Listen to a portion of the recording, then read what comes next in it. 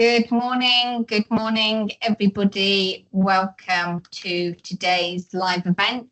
Today we have Frank and Matthew from Calculus, and they are going to talk through the benefits and obviously the risks of EIS schemes.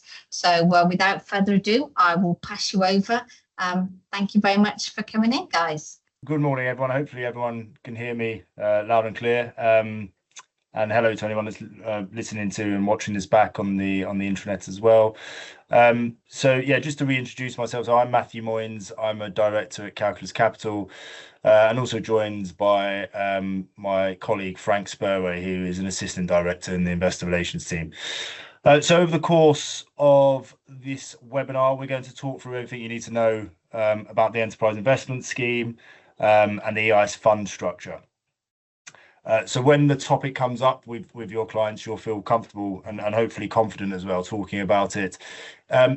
If you're completely new to this area, we're going to start from the very beginning, so to speak, and then build up from there. So by the end, hopefully, you'll have a clear picture of what EIS is, how it works in practice, what the tax benefits look like, and why it might be relevant for certain clients. We're also going to spend a good amount of time on specific case studies, so drawn from real life examples that we've experienced as a manager. Frank, we'll just go on to the risk warnings. So I'm just flicking along as well at the same time. There's always risks to consider when recommending EIS funds. Every manager across the industry will have these risk warnings in their fund documentation. We don't need to go through these now, but we do advise when you have the opportunity to read through these. So what is EIS? So let's start by addressing the big question of what EIS actually is.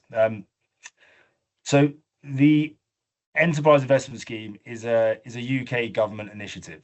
It was introduced back in 1994. And its primary purpose is to encourage private investment into early stage, high growth British businesses. And quite frankly, it's been very successful at achieving that goal. So the government recognizes that small and growing companies often struggle to access funding from traditional sources like banks. So the EIS is designed to bridge that gap essentially by offering investors a compelling set of tax incentives in exchange for taking on the higher risk of backing these businesses.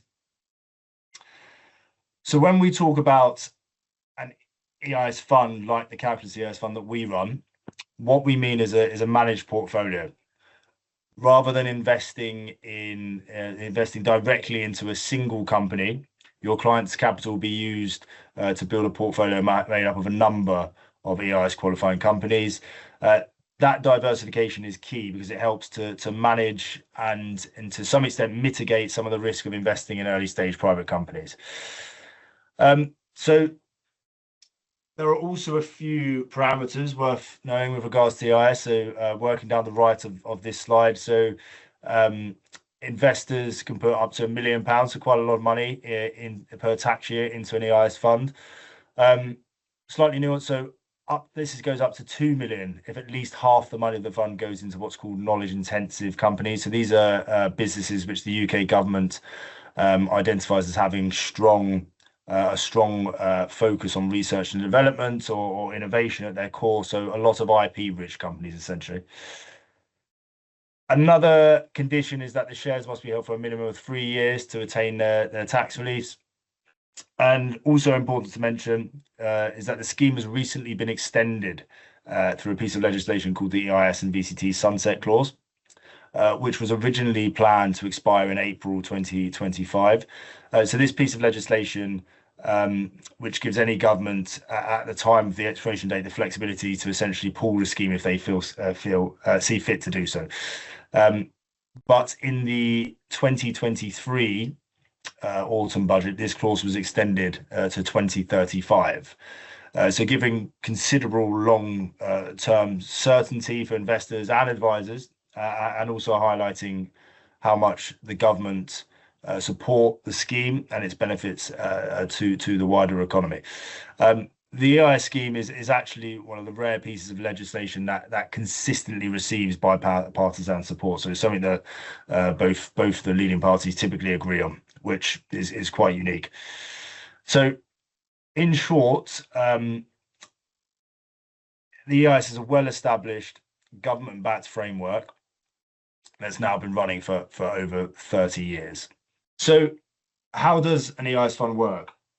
So let's walk through the life cycle of what you can expect for an EIS fund investment step by step. So step one, the investor subscribes. So your client decides to invest and subscribes in the fund. The funds are temporarily held in a segregated client's bank account. Step two, capital is deployed. So over the very self-explanatory, over the following months, the fund manager deploys capital into EIS, into a portfolio of EIS qualifying companies. At Calculus, we typically target around 6 to 8 companies per client. Step three, HMRC compliance is filed. So this step involves how the portfolio company ensures their new share issue. So every time they have a new share and raise capital is EIS qualifying for investors. And Frank is going to go in and explain this in more detail on a later slide. Step four, so EIS3 certificates are issued. So the EIS3 is the most important tax document for the investor. So this is a document that they will receive, which allows them to process their income tax relief. Again, Frank is going to explain in a bit more detail how this works and the practicalities of processing the EIS3 certificate for clients. Step five, so the portfolio matures. This is the stage where companies start to use investor capital to scale their operations, grow their revenue, and in some cases push for profitability. It's interesting, or just on a side note of profitability, not all companies will be profitable at the time when we sell them, and that doesn't necessarily mean they're not successful companies. A lot of companies are based on their annual recurring revenue and a multiple of that. So this is the period where clients will start to get excited about the growing company valuations that they see, or alternatively, they get an understanding of why some companies are starting to struggle and may potentially fail across their portfolio. Step six, exits and returns. So this is the final stage. It's when the EIS fund manager converts unrealized paper gains into cold hard tax-free cash for investors. So the more technical term is realized capital, so converting unrealized to realized.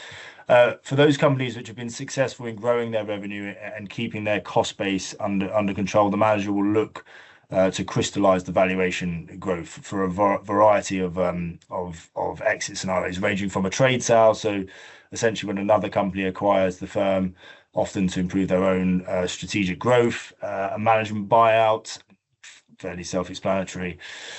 Secondary funding round, so this is when existing shares are purchased by a new investor, so the new investor is providing liquidity for existing shareholders, or there's the option of an IPO, so essentially when the company goes public. So those are the stages of the EIS fund. So what do EIS funds invest in? Again, another important question. So the HMRC has strict qualifying criteria that companies must meet. So let's run through a couple of the main ones. So the company must have fewer than 250 employees at the point of investment. For knowledge-intensive companies, which we described earlier, those are the ones with R&D at their core, so research and development, IP-rich. This is slightly more relaxed and goes up to 500 employees. Realistically, that's a lot of people to have employed at a company. EIS would typically be investing in companies a lot smaller than that. Those parameters are very generous. Gross assets of the company must be below 30 million before the investment is made. So this threshold was actually increased from 15 million as recently as April 2026, so just a couple of months back. And this was actually a welcome change. It was welcome news because it now means that EIS funds have the option of targeting slightly larger and more mature businesses. The business must be within 7 years of its first commercial sale when the first investment is made. Again, this is slightly more relaxed for knowledge-intensive companies, so it goes up to 10 years. Another important parameter and factor is that the company must be permanently based in the UK. And it must be operating a qualifying trade. So certain industries or sectors and activities are excluded. So just to name a few, so property development wouldn't qualify, banking wouldn't qualify, any legal or services or accounting services, they wouldn't qualify. So what would qualify in terms of sectors? There's two sectors which offer very rich pickings for EIS qualifying companies, and our technology and the life sciences sectors, both which are included in the Calculus EIS strategy. So the technology sector includes B2B, so business to business software, AI. So deep tech, fintech, data analytics, to name a few of the subsectors within the technology broader sector.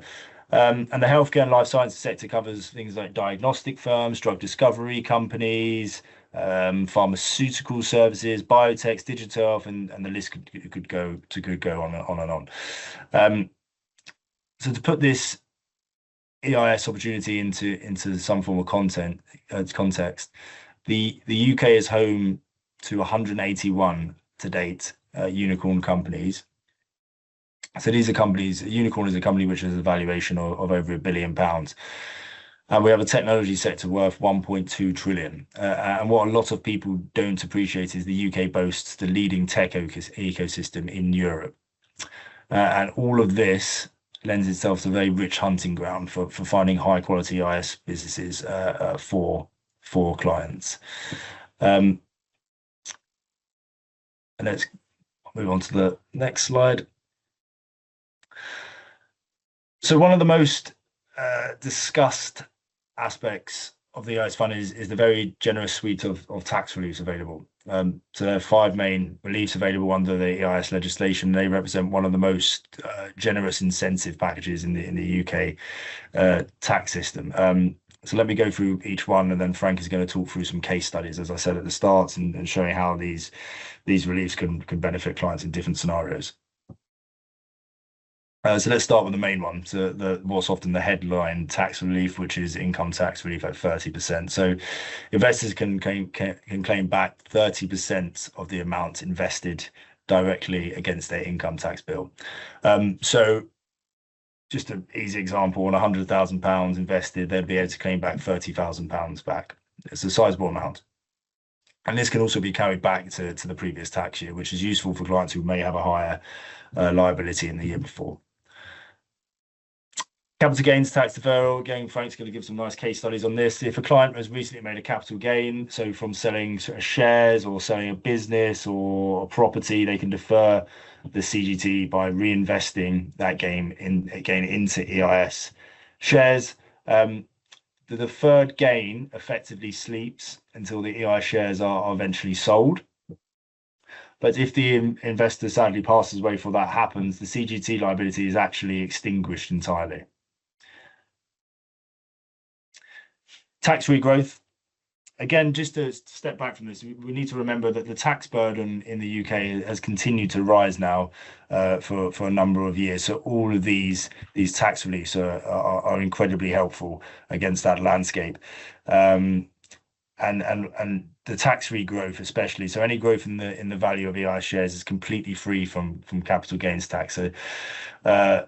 So if a company in the portfolio, for example, was sold for 3 times the original investment, the entire gain is tax-free. Inheritance tax relief, so IHT relief, again, incredibly topical. So EIS shares qualify for 100% business relief from inheritance tax once they've been held for over 2 years. Given the current 40% IHT rate, this can be incredibly valuable for clients with any estate planning concerns. It's particularly relevant following recent budget changes affecting pensions, and Frank is again going to run through some case studies that are centered around this. And then actually, again, just to add to the intent there, it's even more relevant because of the changes in IHT relief available through AIM listed companies, which also came into effect as recently as April 2026. So the IHT relief available for AIM qualifying companies was halved to 20% rather than the full 40%. And AIM was seen as a frequently used estate planning tool. And finally, loss relief. So loss relief is available for when investments go wrong. And a good EIS manager should never shy away from the fact that there will be failures across a portfolio. These are high risk investments, and these are early stage companies, and inevitably companies will fail. These are early stage. So applying this relief is very valuable. So and it's often overlooked and not understood properly. So essentially, a portion of any loss can be offset against the client's income tax liability in the year of the loss or the preceding year. So once you factor in both the upfront income tax relief and loss relief, the effective downside on a failed investment can be as low as 38.5p to the pound. Or another way of looking at this is that 61.5% of your total investment into an EIS qualifying company is protected. 61.5% is a meaningful amount. And this is through the combination of the income tax relief and that loss relief. And we'll go into a bit more detail about the mechanisms in an actual example of how that loss relief can be applied. I'm going to hand over to Frank to discuss the practicalities of processing these tax reliefs. Yes, so now we're going to talk about the EIS 3 certificate, the sort of golden ticket to the tax reliefs that a client will gain from investing in EIS and EIS funds. So how do they work? Well, first of all, the company that the investment goes into files an EIS 1. So this is a form that goes to HMRC. Some conditions apply to that. They must have been trading for 4 months or have spent 70% of the investment. So that gets submitted to HMRC. Now, as we all know, HMRC can take a little while with things. Typically, this is around sort of 1 to 2 months until they turn around the EIS 2. So this is a letter that includes the unique investment reference. This comes back to the company. And then it's actually the company that issues the EIS 3 certificate. So the investor would commonly receive this from a manager. It wouldn't come from the company. So the company would give it to us. We'll upload it to a portal or send it out to the different investors. Now, this could typically take sort of 4 to 9 months. Generally at Calculus, we keep this below 6 months. And then it's key that an investor keeps that EIS 3 certificate safe, both for when they go to claim, and then actually HMRC can request it for up to 5 years. Now, how do investors go about claiming the tax reliefs, and obviously importantly the income tax relief? So they can do this in 2 ways. They can do it via their self-assessments, and they can have that filled out for them or do it themselves, and they just need the unique investment reference number from the certificate for that. Or they can simply do it via PAYE if they're on PAYE, and they can just send the certificate to HMRC, who will then directly adjust the tax code for them. Now, let's have a look at how carryback can be a real benefit. Matt's touched on how with the EIS tax reliefs, you can carry back the income tax to the previous tax year. And it would be natural for most EIS funds to deploy over a sort of 12 month to 2 year period. And therefore, it might cover 2 tax years. But with the carryback option, you could ensure that those that go into the following of the potential 2 tax years can then claim their full income tax relief in 1 tax year.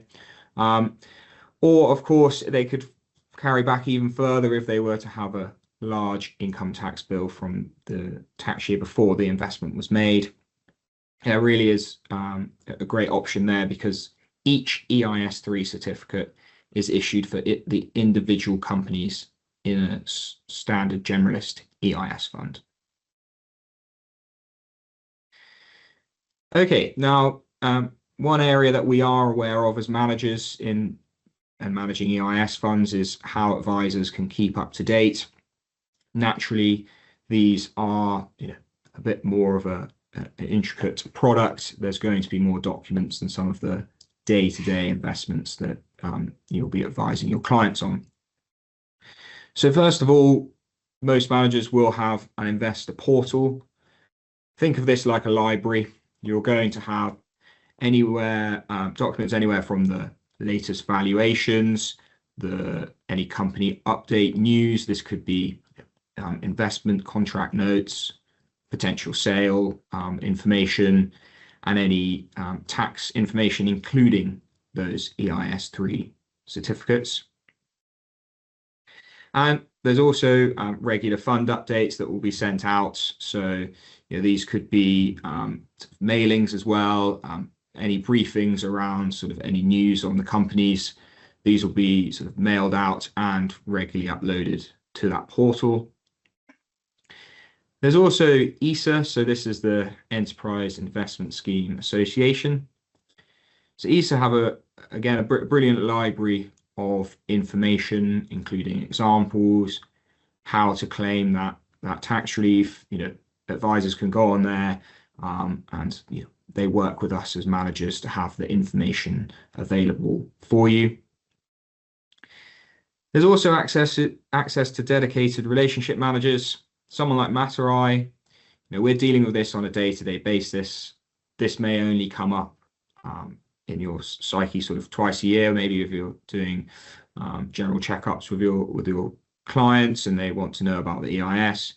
You can come to us, ask us any question.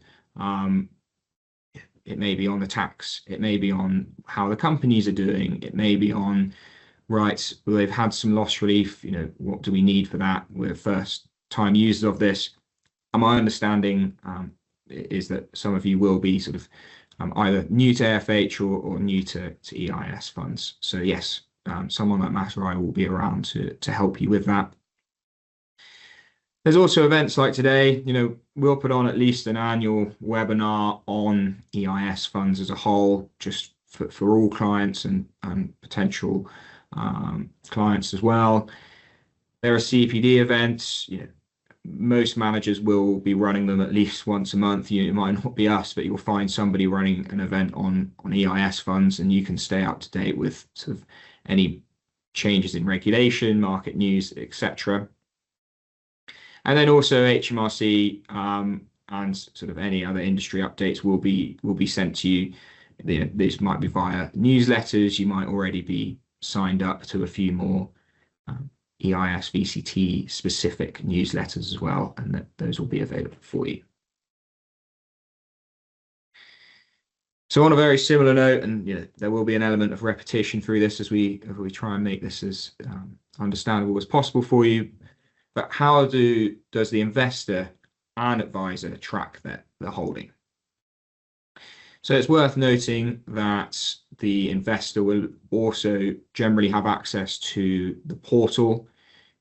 They might potentially be home over the weekend and want to have a check-up on how things are doing. They might not have had time. They can log in there, catch up on the latest news, read narratives that are provided in the valuation packs for the companies. And this leads on to the kind of company update section here. And it's worth noting that as part of EIS fund investing, this is an area where investors will have a closer relationship to the companies that they're invested in. And this is one of the many positives that come about from investing in EIS funds. They can track this company through from the investment stage, where it will be explained what the investment was needed for, what the funds were needed for, how they're progressing, any new particular client wins that might be big, any new partnerships that are put in place, and they can start to get excited about those potential exits in the future. Now, obviously, I've touched on how all of the tax documentation will be made available. But going back to that exit side of things, that is really where it becomes exciting for the investor and, of course, the advisor as well. As they're tracking that news through with updates that have been made available to them, when a company is sold, they will be informed immediately. They will be given the multiple of which that company has achieved in selling the holding. And then obviously it will be outlined how much capital they will be getting back tax-free. Now Matt's going to take you through the time frame of the general EIS funds. Thank you, Frank. Just to reiterate that point, because it's a brilliant point about the intimacy with the EIS portfolio. These, because of the structure, people own shares in these companies directly, so it's not like an indirect fund, a mutual fund, an open-ended investment company where you buy shares in the fund structure and then have indirect exposure to the portfolio. They actually own these shares. So there is that level of intimacy with the companies and that personal touch to EIS investing, which clients enjoy. So on this slide, what is a reasonable time frame? So it's worth setting realistic expectations with clients about timeframes. EIS is emphatically a long-term commitment, and the journey from subscription to exit takes a number of years. I've worked in this part of the market for nearly 10 years, and I've been privy to some conversations with advisors where these expectations haven't been laid out truthfully. So people need to understand what is in a reasonable time frame to expect.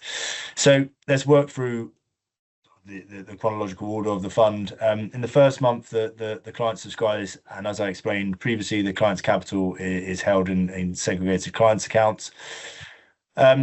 So from the first month to about a year and a half, the EIS manager starts to deploy capital across EIS qualifying companies. So the deployment timeframe can vary across managers. For example, Calculus typically has an average deployment timeframe of around 12 months.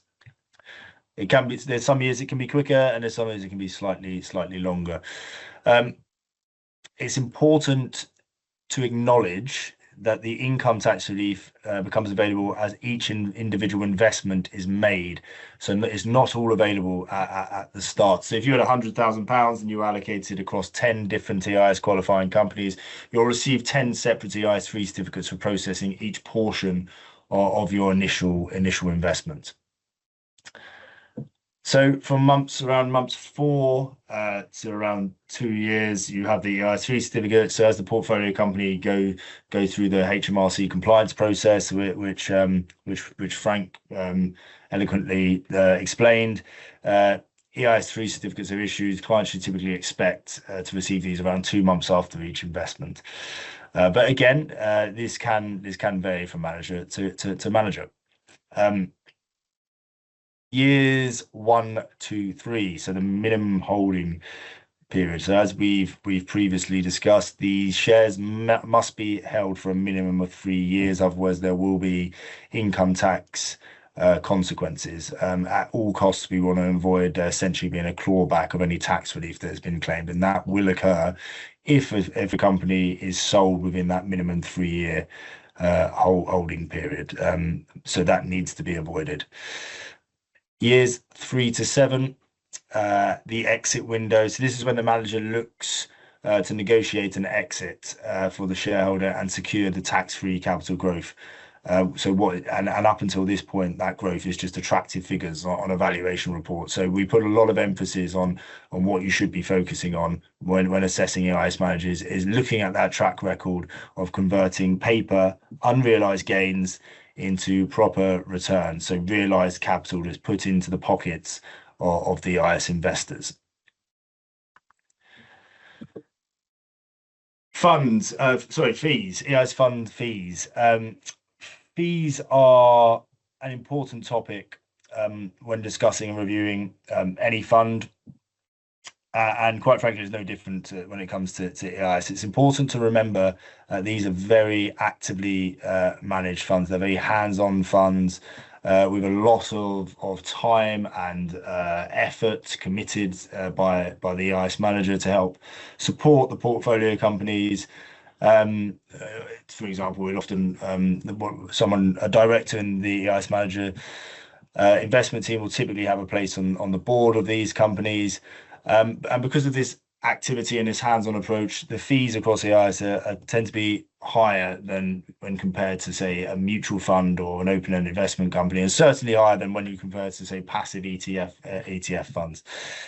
So fees will vary across managers, but will typically sit within a range and are usually charged across four main categories, which you can see on the slide here. So we often have an initial fee, or what's often referred to as a transaction fee, and the range can be between sort of 2 to 5%. And this is an upfront fee, so it's charged on the point of investment. Then have an annual management charge, so quite recognizable terminology across the fund and asset management space, and this typically ranges between 1.5 and 3% across the EIS space, and this covers all portfolio management and administration costs. The industry average, according to third-party research data, is around 2.46% for the annual management charge. Calculus's annual management charge, AMC, is 2%. There's usually also an exit or dealing fee, so this typically ranges to 0.5 to 1%, and it's applied on the purchase and sale of shares. Again, Calculus is on the lower end of that average at 0.6%. And then finally, a performance or incentive fee, which is in place to align the interests of the manager with the underlying investor base. It's charged when returns exceed a set hurdle rate. So again, I'd always advise people to have a look into the performance fee, see what the hurdle rate is, because it varies across managers. Some may have it at cost, some may have it at 1.2, and it also varies in terms of the actual charge of the performance fee. The market average, again, based on independent researchers and their data analysis, is around 20.7%. And like I said, they will have varying hurdles.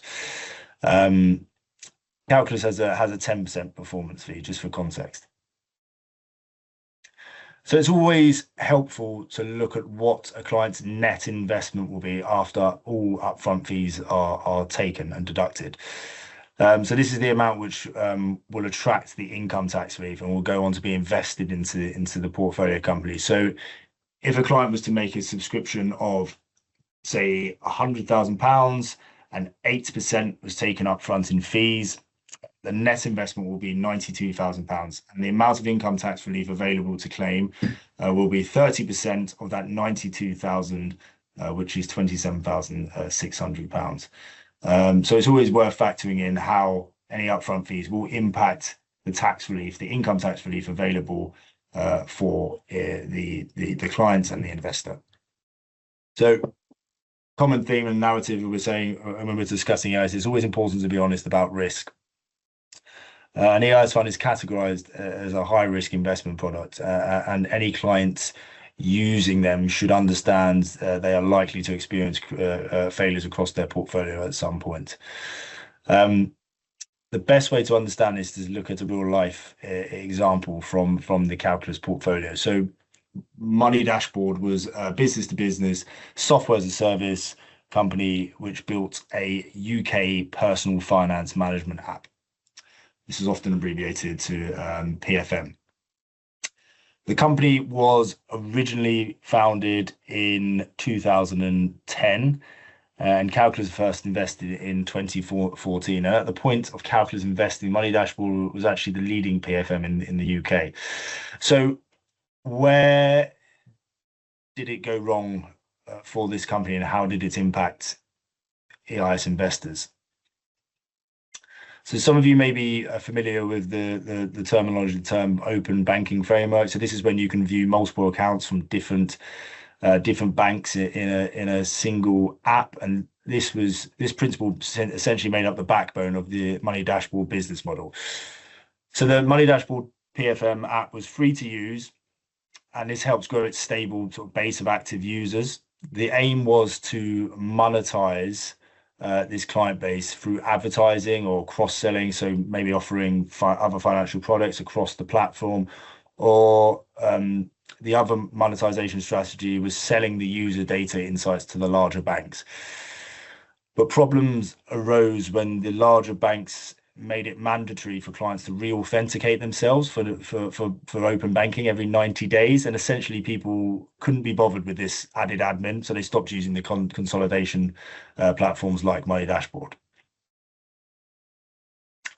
So the company entered administration in 2023, but just before this, Calculus actually sold its position in 2022 at 0.5 cost. So meaning investors got back only half of what they initially put in. So when you factor in the 30% upfront income tax relief, the effective cost to investors is 70% of their initial allocation to this company.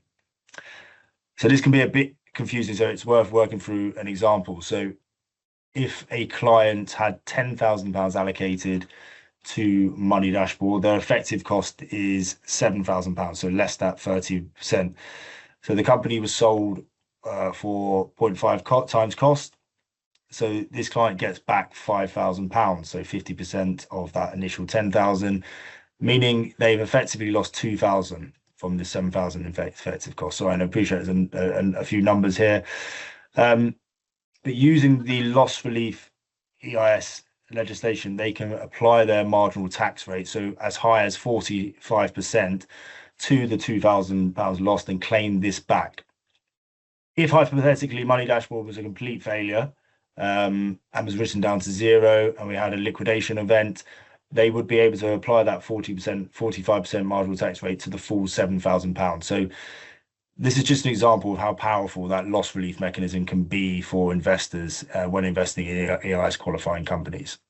I'm now going to hand back to Frank, who's going to go through some case studies which are applicable to EIS. And like I said, these are fed into us from real life examples with advisors and clients we have been dealing with. Yes, so let's start to take you through some more worked examples and case studies of how these tax reliefs may help your clients. But just firstly, I know we're sort of getting through the presentation now, so if you do have any questions, make sure you're writing down. Don't want to sound like a teacher, but it'd be great to answer them at the end or after this session. So please do send us over or mention anything that you have questions on. So yes, back to this first case study. So what this example shows is how CGT deferral can benefit an EIS fund investor. And here we have an example of Will. He's sold some shares in a company and made £100,000 profit.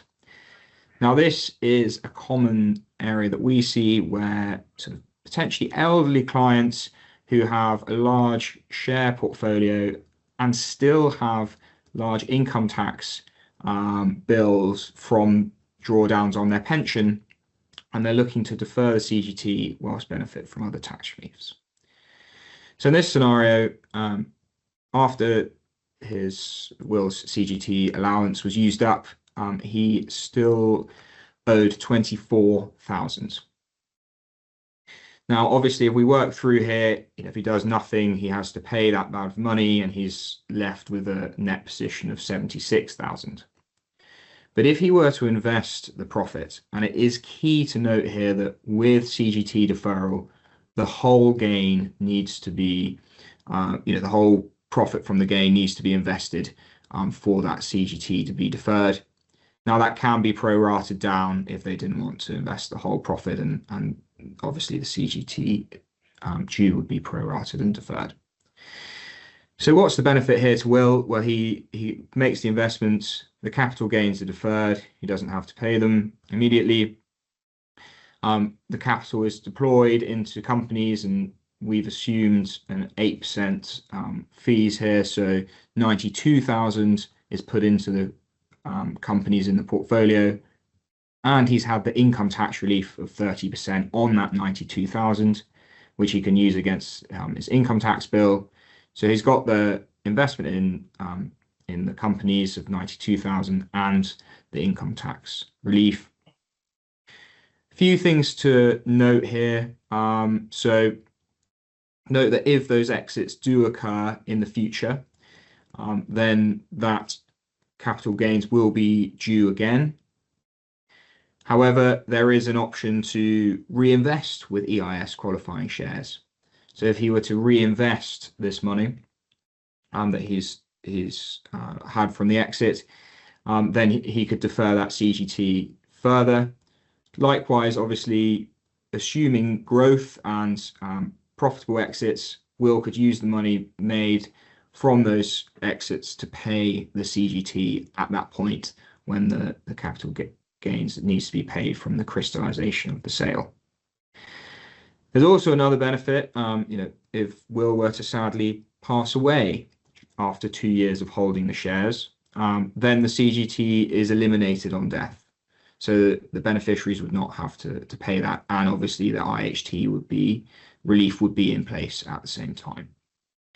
So case study 2, and we're going to concentrate on CGT deferral. Again, this really is a big area of use that we see with advisors bringing their clients into EIS funds. And here we have an example of Natalie selling a buy-to-let property. We know, and I'm sure everyone here is aware of the difficulties that are being put on landlords, and especially casual landlords now with the changes in the rental reforms, whether that be being able to get out of contracts early, extra sort of things that they have to do as landlords. And some people are now looking at selling up and getting out of that, especially if they would maybe just had one property from an early purchase in their life. But what that has meant is that a lot of people are now incurring large CGT liability from these sales because they may have purchased them, as I say, as casual landlords in an early part of their life, and therefore the asset price has risen. So in this scenario, to put it into numbers, there's been a £50,000 profit, and the CGT liability in this scenario is 12,000. So again, working that through the options of doing nothing, and obviously doing nothing, then Natalie's left with £38,000. But if Natalie were to invest that £50,000 profit, so again, it is repetition here, but making sure that you guys understand that they need to invest that whole profit to defer that whole capital gain. So by doing that, the capital gains are deferred. Again, assuming 8% fees, Natalie is left with £46,000 worth of investments in these EIS qualifying companies. And on top of that, has had 13,800, so 30% of the 46,000 in income tax relief, which obviously helps with the income tax bill in that period. So she's in a much better net position. So to summarize the key points, again, if that deferred gain reemerges when an EIS company is sold, the client does have the option to roll that into another investment, and managers such as ourselves here at Calculus do offer reinvestment funds to continue that rollover. And obviously, if an investor passes whilst they hold the shares, then the CGT is extinguished. But just going back to that rolling aspect as well, and it ties into another key point here, is that there is a restriction, and I'm using the word restriction in inverted commas because it's actually quite a generous window from when these investments can be made. So they can be made 1 year before or up to 3 years after the gain arose. So there's a 4-year window there where they can either make the initial investment to defer that capital gain, and likewise, it's very generous if they need to reinvest. Okay, so moving on now to an example with pensions and IHT and legacy planning. Again, very topical with the changes coming in April next year, with pensions being brought into the fold in terms of IHT liability. So let's have a look here. Kay has a large pension that she wishes to pass to her children. She's been diligently paying in and probably taken a lot of advice over the years to pay into it, being used previously as a bit of an IHT tool and estate planning tool. But obviously with the change coming up, these funds will now be included in her estate. And it's worth noting here as well that Kay has already taken her tax-free lump sum. So if she takes a further £100,000 from her pension that she wishes to pass on to her children and invests it in EIS, these are the two scenarios. So if she hasn't have done that, then the £100,000 pension, if Kay were to pass away, would assume the 40% tax rate. So obviously the beneficiaries would have to pay 40,000 on that. And then if the beneficiaries were additional rate taxpayers, they would have to pay 45% tax on drawdowns from that pension. So they'd have to pay 27,000 on the remainder. And then really the net position there to the beneficiary is 33,000 from the £100,000 pension, like a double whammy of tax.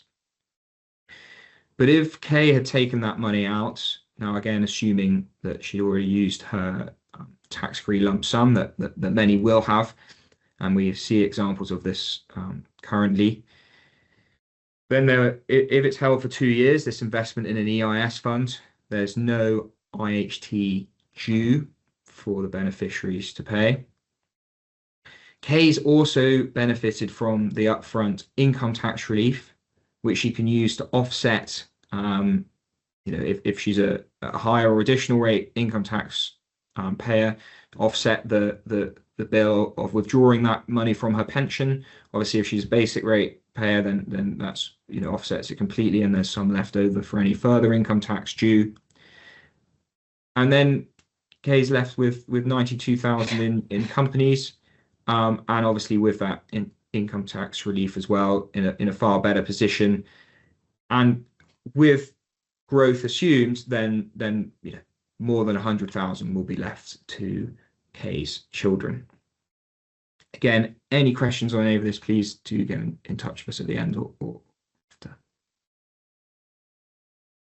Now, the final case study that we're going to look at, we're going to look at sort of a typical case that people have been using EIS funds for a period of time, and also may become more in focus now with the change in VCT tax relief and EIS funds now remaining at 30%.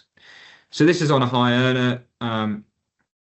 Matthew earns £150,000 a year, and he's just received £100,000 as a bonus. We're assuming here he's already used his annual pension and ISA allowances, so he's looking at what he can do. So if he does nothing, very basically, he's got 55,000 left as an additional rate taxpayer of his bonus. But if Matthew were to invest that bonus into an EIS fund, again assuming 8% in fees, then 92,000 is deployed. He's received his income tax relief of 27,600. So that reduces his £45,000 income tax bill from his bonus down to just 17,400. So he's left with £92,000 invested and a saving of 27,600. So a far better position. And again, just to reiterate some of the benefits that come with EIS investing, and you can see the further benefits here to Matthew. Any growth on that 92,000 is tax-free. There's also IHT relief if held for 2 years, if Matthew were to sadly pass, and his beneficiaries would benefit from that. And if a couple of the companies were to fail, there is loss relief available, as Matt so eloquently put, in terms of the effective downside is as low as 38.5p, and that would be the case for Matthew in this scenario, being an additional rate taxpayer. And don't forget carryback. Matthew may have had an even higher income tax bill the year before, and he may have needed some cash at that time, but now he's made this investment, he could carry back and use it on that year. And if he was to receive a bonus the following year, he could carry back to this tax year. So carryback really can be a client's friend. So please do think of that when potential cases are crossing your desk. Hand back to Matt now. Yeah, thank you, Frank, and brilliantly explained. I think those case studies are key. So if you'd like us to send those over to you, please just reach out and get in contact with either Frank or myself. We're going to put our key contact details on the slide shortly. Now, conscious this was an educational webinar, and it wasn't. We haven't tailored this to be a product pitch. So, keeping my sort of educational hat on for this slide, as we've alluded to throughout this webinar, this presentation, the EIS is considered a high risk investment product. That's why there should be a lot of emphasis put on picking credible and reliable managers to manage your clients' money in this tax efficient investment structure. And Calculus obviously pride ourselves on being in that cohort of managers. We've been around since the late 90s. We've got one of the most established track records of exiting companies, and you would have picked up on, I put a huge amount of emphasis on a manager's ability to convert unrealized paper gains into actual crystallized profits. Until that exit event has happened, they are just figures on a piece of paper or a valuation report that is sent through biannually. That money needs to be locked in and returned to investors and your clients. So that is a key metric that I would say you as advisors or power planners to focus on when considering EIS managers. So have a look at some independent reviews as well, and have a look at some independent research papers, and you will typically find that similar managers being regarded as the top managers when it comes to that analysis. I think on that note, because we're coming up to the hour mark, we'll just go to the final slide and just say thank you, obviously, very much for your time today. It's greatly appreciated. We've covered a fair amount and a lot of ground, and hopefully helped you to develop a clearer understanding of the practicalities and the benefits of EIS investing for your clients, with some really well explained specific case studies as well. The tax landscape recently has been incredibly fluid, so these are very topical case studies which are applicable to the prevailing tax rates of today. I believe this is going to be watched back on. It's going to be added to your intranet site and watched back as well. So our contact details are there. That's the key email address to reach out to if you have any questions, if you want any of the case studies, if you would like to have a look at any of our fund documentations, or you wish to speak to any of the investor relations team directly. Please just reach out to that email address, or alternatively, feel free to give us a call on that number there as well. So thank you very much for spending your morning listening to us. I'm not sure if we're going to pause for questions now, or we're just going to have follow-up questions. Frank, do you know what the plan was? Yeah, we're just gonna. There's no questions that have arrived as yet, guys, but I do have a couple of questions, which is around paperwork, because we see a lot of this quite often.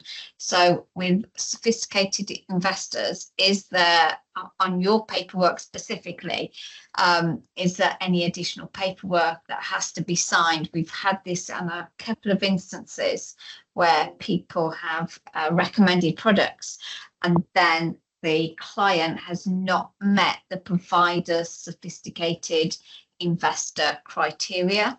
So is there anything within your paperwork, either for EIS, VCT, any of those, that we as advisors would have to complete to ensure that actually our clients can actually take out these products? Yeah, I mean, it's a great question. So the short answer is yes, but it's all baked into the application process. Just to add to that, our application process is all online, and it's very easy to use. But there will be a high net worth confirmation statement or sophisticated investor confirmation statement and it's a short questionnaire essentially that they need to answer, just so we can classify those as being fit for the product. Essentially, it's not time consuming at all. Yeah, and like I said, it's baked into the online application process.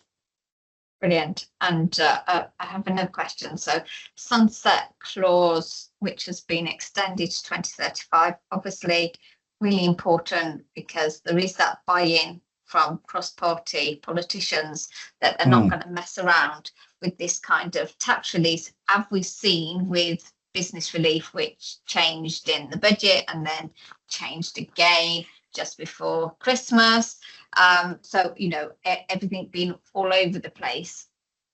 So can you just explain, especially with EIS and that ability to gain potentially that business relief, how that differs from ITS? So it's essentially the same. It's the same legislation that means it qualifies for business property relief, because these are private unquoted companies. That they fall into that business property relief legislation.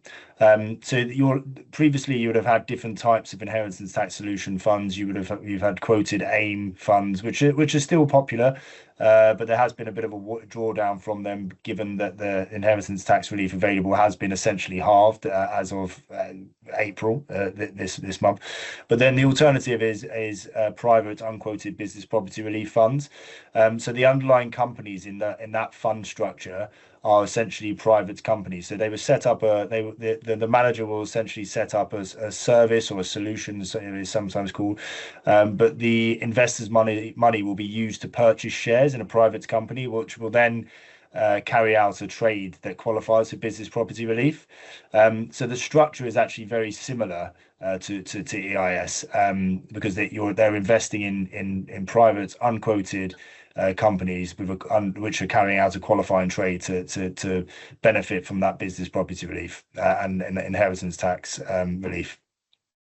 And with yourselves, with Calculus, you have you know, when we looked at the MyCap research, your exit strategy, which is the most important, because the issues that we have with some firms is that exit strategy. You know, when people talk about EIS or you know, any other type of investments, that exit strategy can stretch beyond sort of 7 years. So can you just explain a bit more about the Calculus exit strategy, please?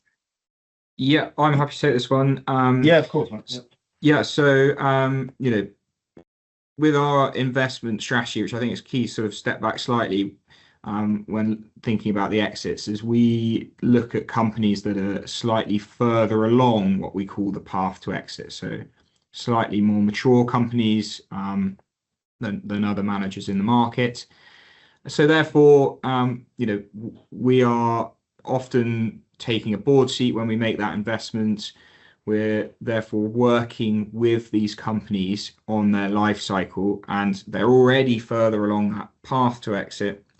We're then working with them, making sure that they're in a position that makes them most attractive to potential liquidity events. You know, as Matt sort of touched on earlier, the different ones that you have, you know, whether it be trade sale, management buyout, IPO, etc., and bringing that to the front and center and focus, and obviously the founders as well will benefit from those exits. So yeah, as part of our strategy, it's baked into the initial investment, where, you know, there's also an element of our due diligence paperwork that we do and reports at the beginning that will talk about the potential exit areas, as part of it being that focus on investment, and then managing those and helping those companies through to target an exit in that 3 to 5 year window. Obviously, we don't really want to do it before the 3 years for the income tax relief unless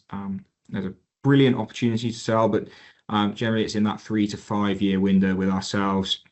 And if you look at some of the MyCap data, it's averaging just before 5 years, I think, at the moment.